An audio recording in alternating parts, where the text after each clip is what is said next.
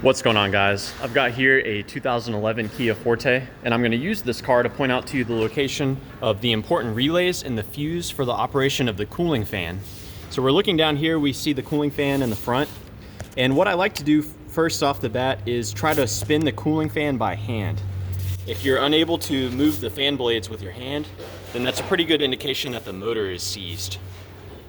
Now we're going to be looking underneath this fuse box, which we remove by pushing in on the tab here and this tab here while we lift up.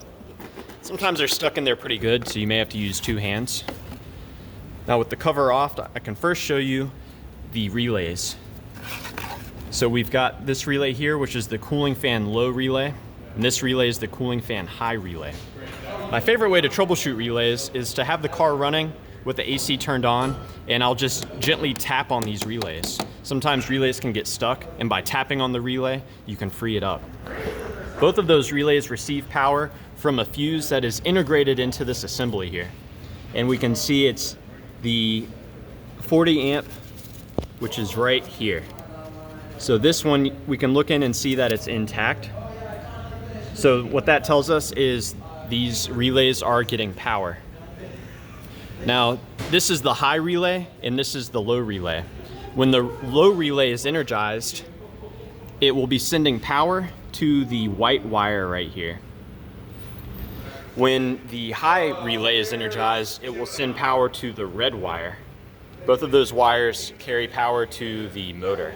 And the black wire receives a constant ground. Both of these relays are computer controlled, and the best way to troubleshoot these is to swap these with a different relay and see if the fan starts working. What you can also do to test the circuitry is you can totally remove the relay. You may have to do this by prying and kind of wiggling the relay as you pull up on it. You can remove the relay and touch these two pins together. Doing so will cause the fan to come on, as you can see here. So that's a good way to test the circuitry and the fan itself. And you can do that test on both the high and the low relay.